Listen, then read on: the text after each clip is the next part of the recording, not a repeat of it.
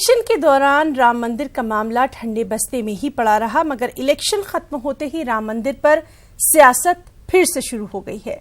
RSS सरबराह Mohan Bhagwat का कहना है कि अब राम का काम होकर रहेगा।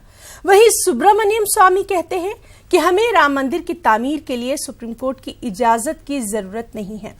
वाज़ेह रहे कि ये मामला अभी सुप्रीम कोर्ट में ज़ेर समाअत है। इलेक्शन के बाद फिर राम याद आए। मोहन भागवत ने कहा, अब राम का काम होकर रहेगा। सुब्रमण्यम स्वामी ने की मोहन भागवत की तायद। बोले, राम मंदिर के लिए सुप्रीम कोर्ट की इजाजत की जरूरत नहीं।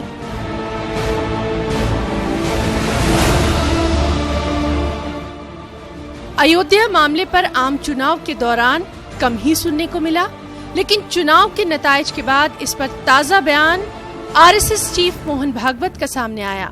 राम मंदिर के ताल्लुक से आरएसएस सरबराह मोहन भागवत ने उदयपुर में एक प्रोग्राम के दौरान बयान दिया। उन्होंने नौजवानों से सिर्फ राम के नाम का जाप करने को नहीं, बल्कि राम के लिए काम करने की भी अपील कर डाली। साथ ही कहा कि अब राम का काम होकर रहेगा। मोरारी बाबू जी ने आपको जो संदेश दिया है उसको ध्यान में रखिए। राम का काम करना है और राम का काम होके रहेगा। वास्तव में हम लोग जागरूक हैं और काम करना है, राम का काम करना है तो अपना काम करना है ना। राम हमने भी रास्ते आत्मा राम,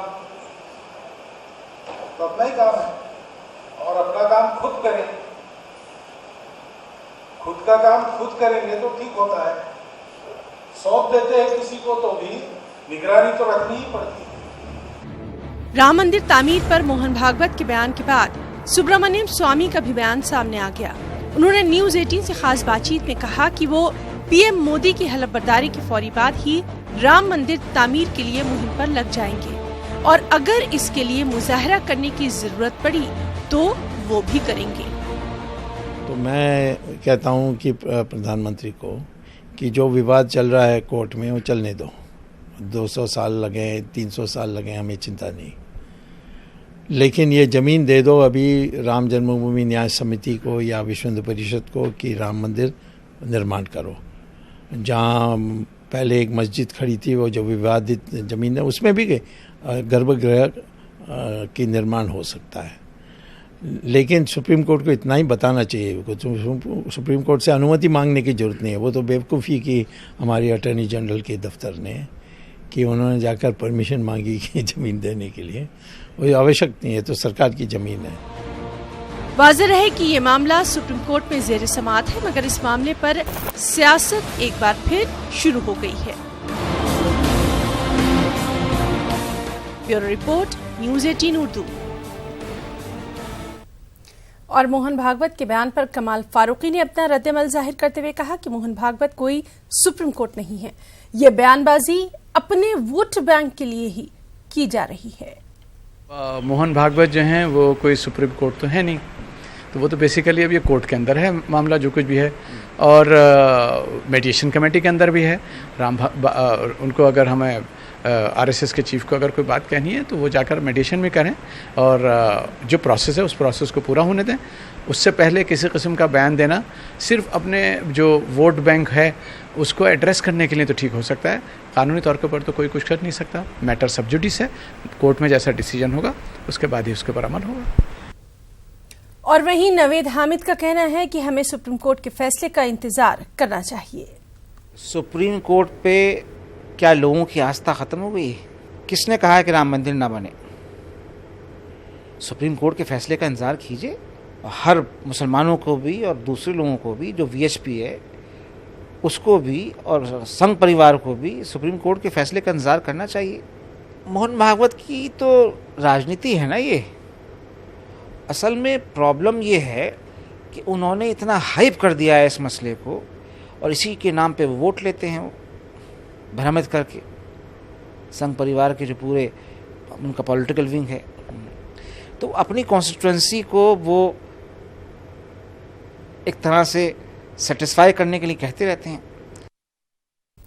लोकसभा इंतखाबात में मोदी हुकूमत को 2014 से भी बड़ी जीत हासिल हुई।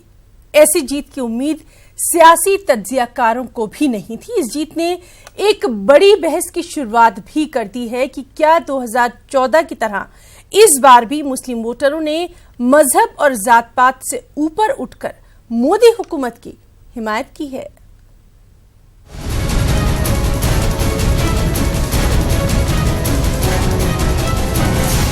एनडीए को मिले मुस्लिम वोटों को लेकर मुस्लिम दानिशवरों की भी अलग अलग राय है। ज़कात फाउंडेशन ऑफ इंडिया के सदर और सच्चर कमेटी से भी जुड़े रहे सैयद जफर महमूद ने कहा कि मुस्लिम वोटर्स का बीजेपी की तरफ जाने का एक बड़ा सबब ये है कि तकरीबन ये तय हो चुका था कि हिंदू वोटर्स का रुख बीजेपी और मोदी की तरफ जा रहा है। ऐसे में हिंदुस्तान में 14 से 15% आबादी मुसलमानों की है और अगर मुस्लिम वोटर्स किसी पार्टी के साथ भी चले जाते तो भी जीत बीजेपी की ही होती। ऐसे में ज़्यादातर मुसलमानों ने बीजेपी के साथ जाने का फैसला किया।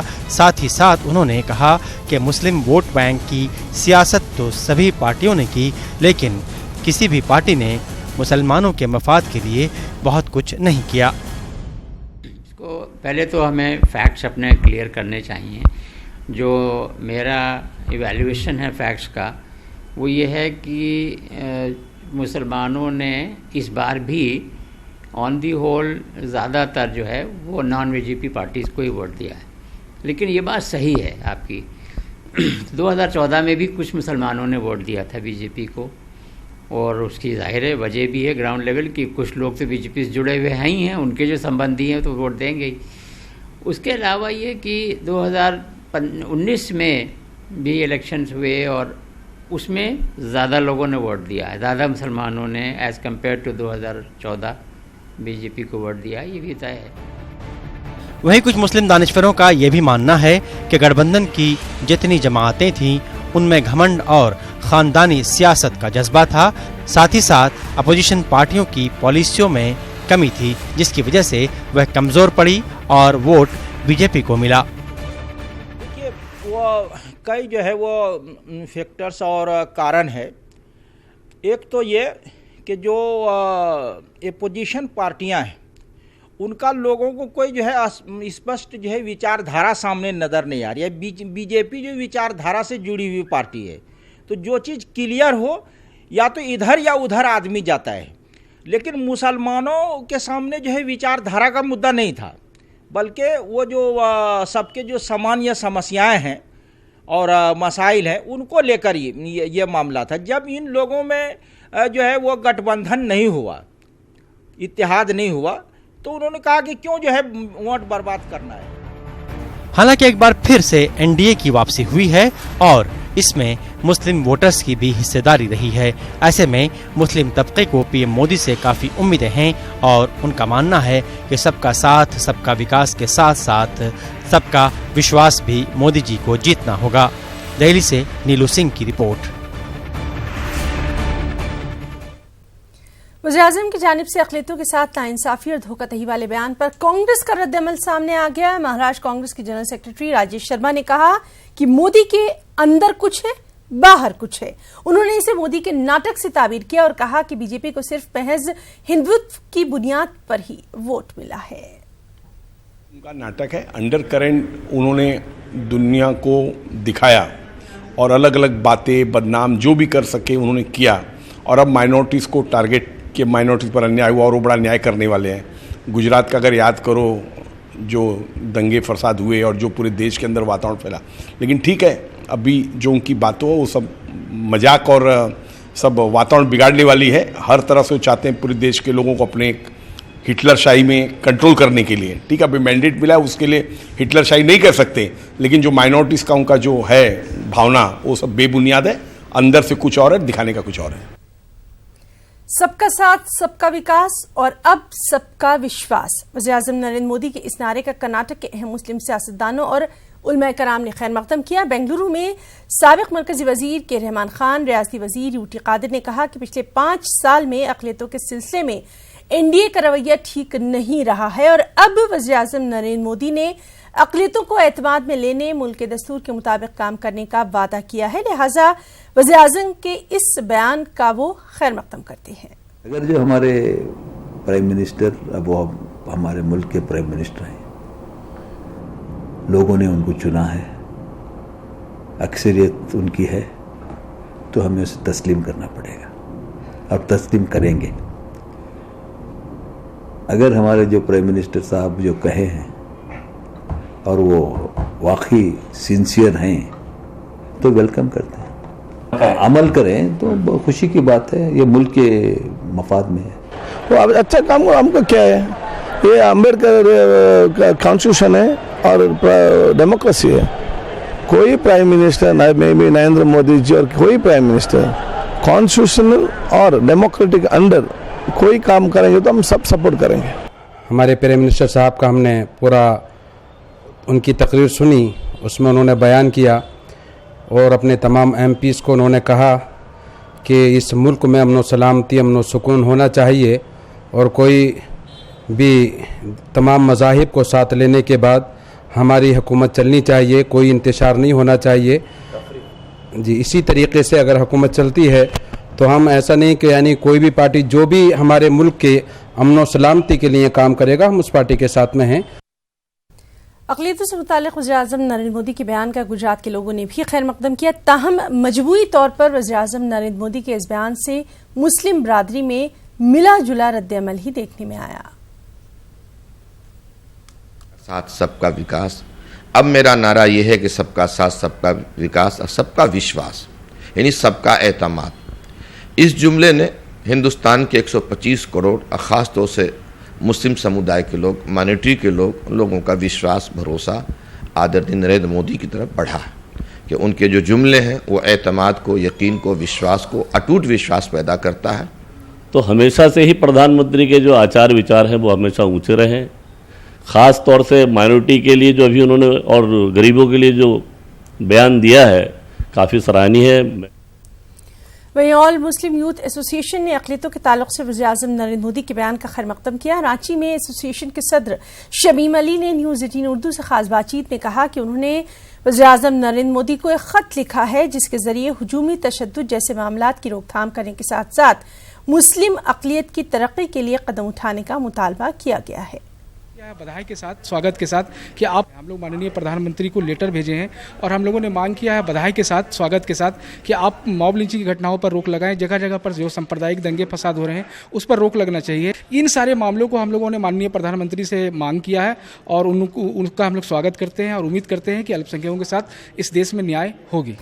हरियाणा के गुरुग्राम में 25 साला मुस्लिम शख्स पर टोपी पहनने पर कुछ लोगों ने हमला कर दिया। बिहार से ताल्लुक रखने वाले मोहम्मद बाकर आलम गुरुग्राम के सदर बाजार की मस्जिद में नमाज अदा करने के बाद घर वापस लौट रहे थे कि इस दौरान 4 नौजवानों ने उन्हें रोका और टोपी पहनने पर एतराज किया, साथ ही जबरदस्ती टोपी उतार कर फेंक दी, उन्हें थप्पड़ मारा। इसके अलावा उनसे जय श्री राम कहने के लिए भी कहा गया। इनकार करने पर लाठियों से पीटा गया। मुतासरा मुस्लिम नौजवान ने पुलिस में अपनी शिकायत दर्ज करवा दी है।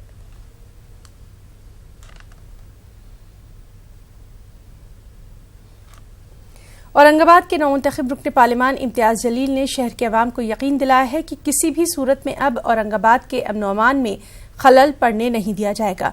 इम्तियाज जलील रुकन पार्लियामेंट मुंतखब होने के बाद पहली प्रेस कॉन्फ्रेंस से खिताब कर रहे थे। इस मौके पर एमपी ने कई मुद्दों पर अपना मौक़िफ़ वाज़ेह किया। ना तो हिंदू ना सिर्फ मुसलमान, मैं समझता हूँ कि मैं पूरे ज़िले का मैं खासदार हूँ और मेरी ये जिम्मेदारी है कि औरंगाबाद शहर के अंदर अमन कैसा, शांति कैसी बनाए रखना चाहिए।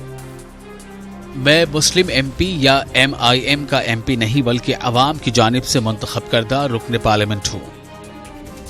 नौमुंतखब एमपी इम्तियाज जलील को इन जुमलों के साथ अपनी पहली प्रेस कॉन्फ्रेंस शुरू करनी पड़ी।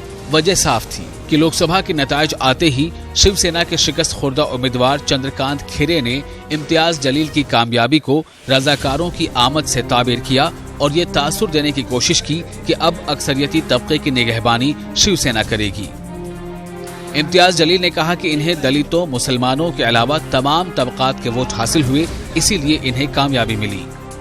औरंगाबाद की तमाम जनता जो एक बदलाव चाहती थी, जो एक विकास के प्रति अपना मत देना चाहते थे, वो सभी लोग एक साथ मिलकर आए और मैं समझता हूँ कि पढ़े लिखे जितने भी लोग थे वो चाहे किसी भी अलग अलग जाति धर्म मज़हब के क्यों ना हो, ये सभी लोगों ने मुझे साथ दिया, मुझे वोट दिया। लोकसभा चुनाव के नतीजे आने के बाद पूरे शहर में जश्न का माहौल था। रात देर गए तक चले इस जश्न को शिवसेना लीडर चंद्रकांत खैरे ने शरपसंदी से ताबीर किया और जश्न मनाने वालों पर इश्तिआल अंगेजी का इल्जाम आयद किया। उधर इम्तियाज जलील का कहना है कि शहर में अब मजहब और रंग नस्ल के नाम पर शर फैलाने की किसी को इजाजत नहीं दी जाएगी। मैंने कुछ वीडियो मैसेजेस देखे हैं जिसमें इस तरह का एक डर का माहौल तैयार किया जा रहा है और ये बताया जा रहा है कि अब हिंदुओं की सुरक्षा कैसी होगी, अब ये एमआईएम का आमदार चुनकर आ गया है।